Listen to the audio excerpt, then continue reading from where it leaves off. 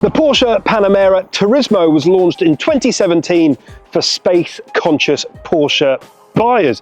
And what does it do? What does it offer over the usual standard Panamera? Well, at the back it has a proper wagon-like hatch, which means the extra space gives you 25 litres more of room in the back, 1400 litres if you put the back seats all the way flat. The back doors also offer a slightly larger entry hole for your passengers, mainly because the roof doesn't slope down at the back, which is all good stuff if you're thinking about how many people you can cram into your Panamera Turismo. And talking of how many people you can cram into your Turismo, well, this is the first Porsche Panamera to offer 5 seats, although Porsche call it a 4+1. I've no idea why. You'd have to write in to your favorite Porsche dealer to ask.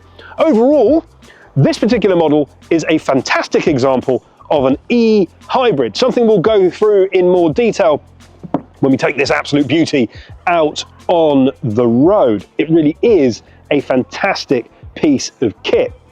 Now, you might have always been wondering why it's called a Panamera. Well, it takes influence from the Pan America race that ran all the way down Central America, originally in the 30s, 40s and 50s. It was a fantastic little race if you ever get to see some of the historic footage. And while I'm giving you facts, why not talk about the Porsche badge itself?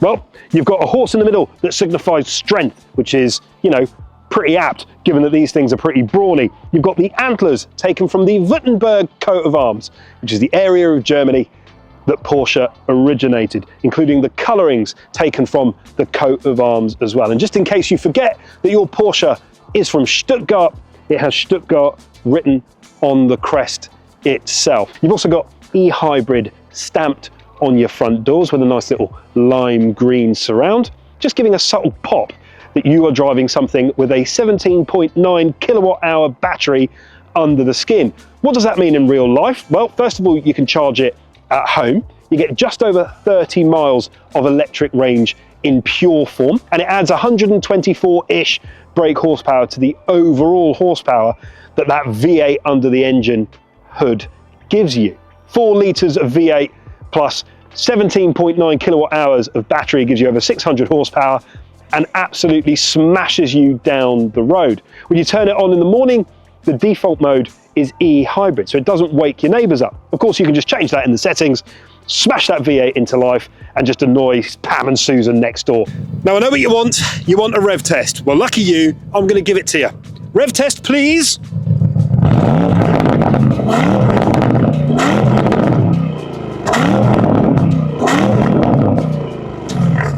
The inside of this Panamera Turismo e-hybrid Turbo S, well, it's exactly as you'd want for the price point. There's a lot to go through, so sit down and let me guide you through the interior. I'll start with what is in front of me. Sports steering wheel with lovely shifting paddles for that 9-speed auto, which you can put into manual mode by jamming the central selector to the left. You've got heads-up display in this Turismo, and in front of you a lovely mix of analog and digital dashboard displays. So you've got your rev counter right in the middle, which is traditional Porsche. You'll see those on 911s of old. In the middle, it shows how much e-power is being deployed, so how much the battery is being used, and then how much charge you are regenerating into your 17.9 kilowatt hour battery through regen braking. So it charges itself as you go along and kind of stamp on the brake as well. The steering wheel is worth chatting about because it's very easy to overcomplicate the controls on a modern steering wheel. It just is. And then you have drive mode selector. So you've got e-power, so fully hybrid, then hybrid auto, so it picks whether it should be using the battery or the V8, 4-litre V8 in front of you. Then you've got sport, and then if you think to yourself, well, actually, sport's not good enough, Sport Plus, and that gives you everything you need. And you can turn the exhaust pipe on or off using the button in the middle, which is pretty grown up and not something I think I'd ever do. Just turn it on and leave it on. Then in the middle, you've got pretty much the only real full analog bit. You've got a clock in the middle, and that shows just the seconds time. Great for your lap timing, with then a digital display for the actual time just underneath that.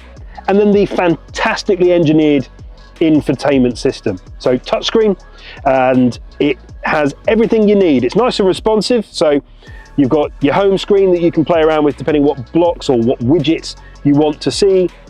Inbuilt sat nav, but let's be honest, you're going to use the Apple CarPlay or the Android Car. Now, I particularly appreciate this segment because you get to play around with a CGI version of your Panamera Turismo. You can control your spoiler from in here as well if you want. Now, it will automatically go up at just over 60 miles an hour or 70 miles an hour. Now, your middle console, just enough buttons, just enough haptic touch. If I'm going to pick a hole in anything, it's your volume control, which obviously you can use the steering wheel. It's nicely gnarled aluminium, but I don't know, I don't like that it's quite hard to touch. And then you can control your temperature of your climate control using really nice aluminium gnarled buttons. Climate control managed through here. I quite like that all of your vents are managed through the center here.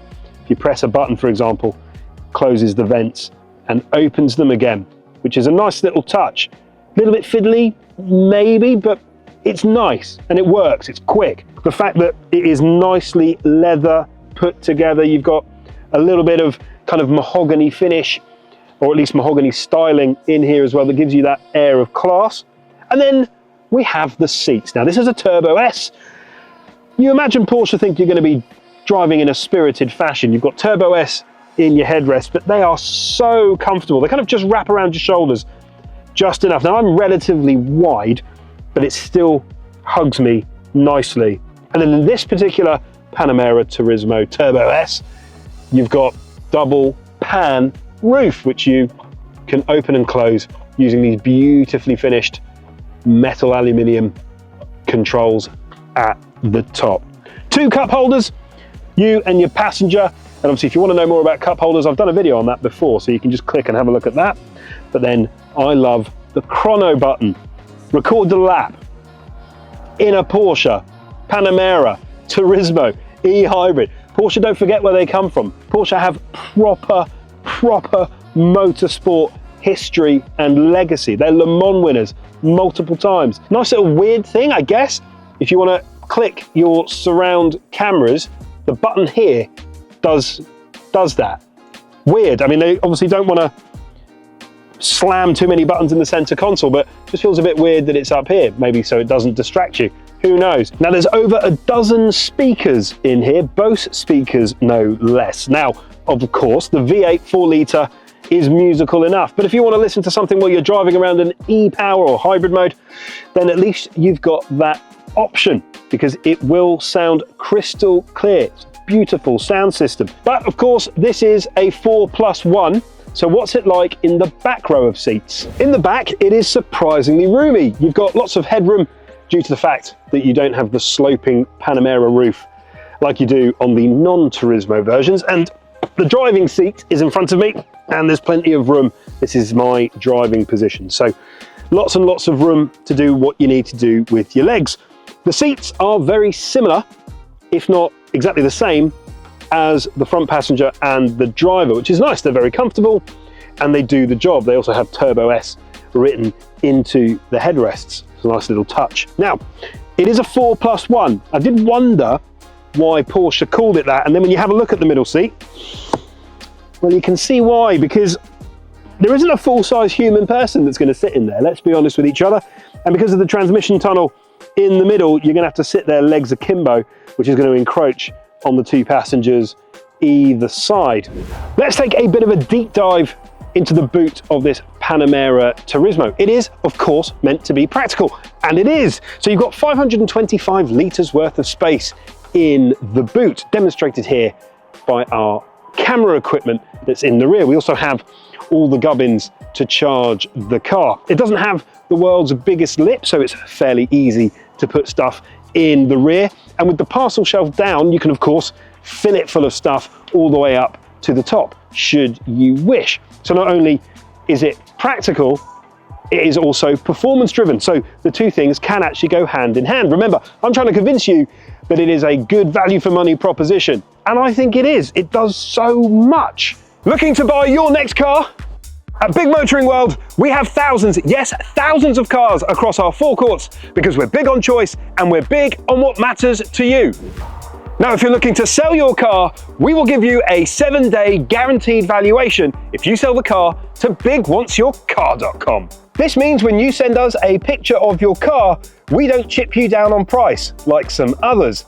And with no admin fees and instant bank transfers, you get the money straight away. Cha-ching! And did I mention that we also pick up your car free of charge? Porsche Panamera Turismo Turbo S E Hybrid. It is extraordinarily sturdy. If you've ever driven a Porsche product, it feels very similar to those. So you feel at home, you feel comfortable. But I think more importantly, what that tells you is that the Porsche DNA is alive and well, even in this, which is meant to be practical. And even though this is not a racing car, it's got all those motorsport elements still within it. You've got your chronograph, you can stick your chronograph for your lap time through your infotainment system if you really feel the need. But it feels so tight, so well put together, that it just gives you the confidence just to push on, and push on. I think that is a Porsche trait, regardless of what you're in.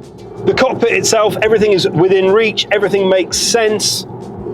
You don't take your eyes off the road all that much to make amendments to what you need when you're driving, infotainment, etc., etc. The heads-up display is nice and crisp. Everything is exactly where it needs to be to help just isolate your mind and drive the car. It is boggling my mind somewhat that we're in sport and it doesn't feel too aggressive. Back into hybrid auto, so the engine is off. It's showing how much charge there's left. We've got 22 miles on electric only. Do you know what? Let's stick it in electric only. That seems like a good thing to do. So you pop it on the drive mode wheel, on the steering wheel, e-power, and it should just waft away from the line without being too aggressive. Porsche claimed that because of the e-hybrid system, you will get 94 miles to the gallon in this. I'm not saying that's a lie. I'm just saying you're not going to get that, because as soon as your battery runs out, you are hauling a 17.9 kilowatt hour battery around with you. I don't think it's going to make a massive difference to fuel consumption. It's a 4-litre V8 at the front. You're still going to be able to take off even if you don't have the hybrid system, which is fine. Overall, the driving dynamics of this car are sensational. Practicality, absolutely. Performance, yep, without a doubt. I think this is possibly one of the best all-round cars I've ever driven. And do you know what? I might even go as far as saying this might be one of the best sports cars I've ever driven, and it's not even a sports car. The Porsche Panamera Turismo. What did I think? Well, I loved driving it. It's obviously very practical, and the looks, well, I mean, you're going to stand out on streets everywhere. Hopefully, I've gone some way to convincing you that this is actually quite a smart choice for your money. But if you want to pick something else, then you are in luck, because at Big Motoring World, we've got hatchbacks, saloons, coupes, and of course, premium models just like this, because we're big on choice and we're big on what matters to you.